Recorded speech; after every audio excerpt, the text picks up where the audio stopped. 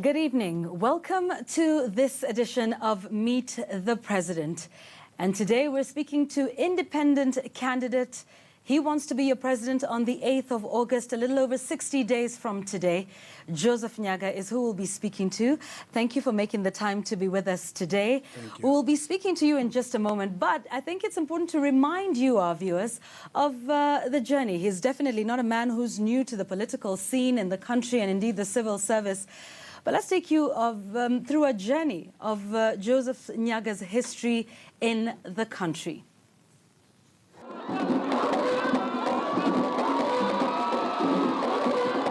Joseph William Nyagah has a dream to become Kenya's 5th president.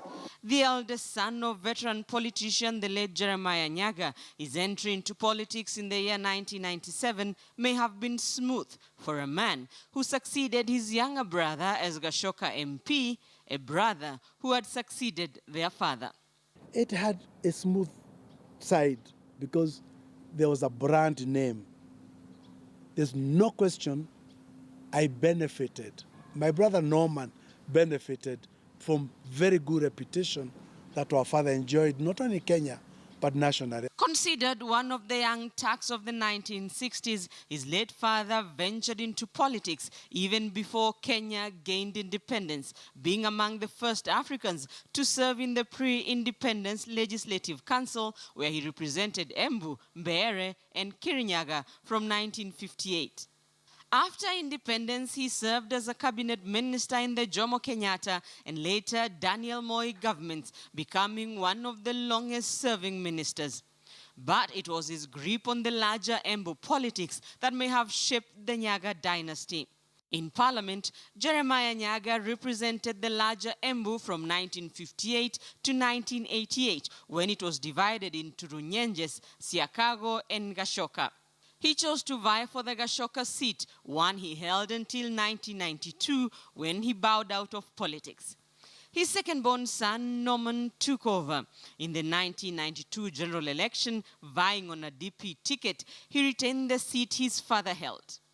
In the 1997 election, Norman shifted his political base to Kamukunji, leaving his elder brother, Joseph Nyagah, to contest the Gashoka seat on a Kanu ticket. He won. He retained the seat in the 2002 polls after vying on a NAC ticket.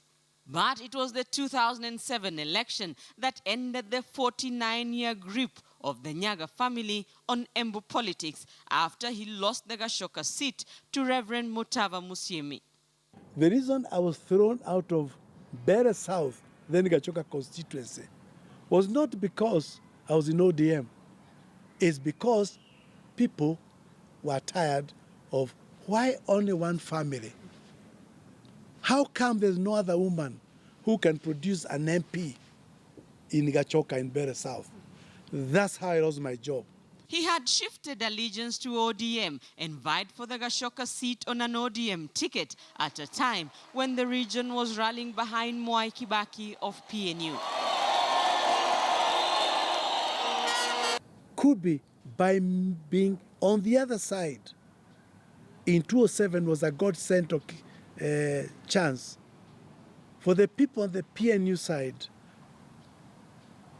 to have a person who understands them, but on the other side. However, Joseph Nyagah, who was a member of the ODM Pentagon, was nominated to Parliament by ODM.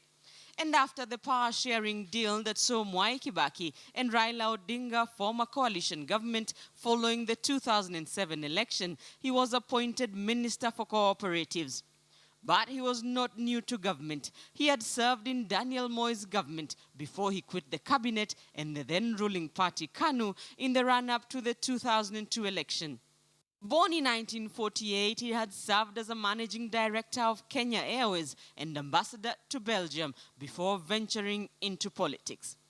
The Alliance Boys High School, Nairobi University, and Northwestern University in the US alumni is now back with a national agenda to succeed President Uhuru Kenyatta after resigning as his advisor on regional affairs. I think that's what I bring to the table, a confident, experienced, a man of high integrity, ready to be a servant leader of this country. He has a promise to, among other things, initiate a tough war on corruption, ensure women get more than 50% of government positions, reduce public debt, and enhance food security. I'm confident I'll be the third president who will be elected on the first attempt. The first was Mzee Jomo Kenyatta. The second was Mzee Moi. And the third is going to be Joseph William Nyagah. As he tries his luck, Joseph Nyagah will go into Kenyan political history books as one of the first independent candidates to vie for the presidency. Rita Tinina,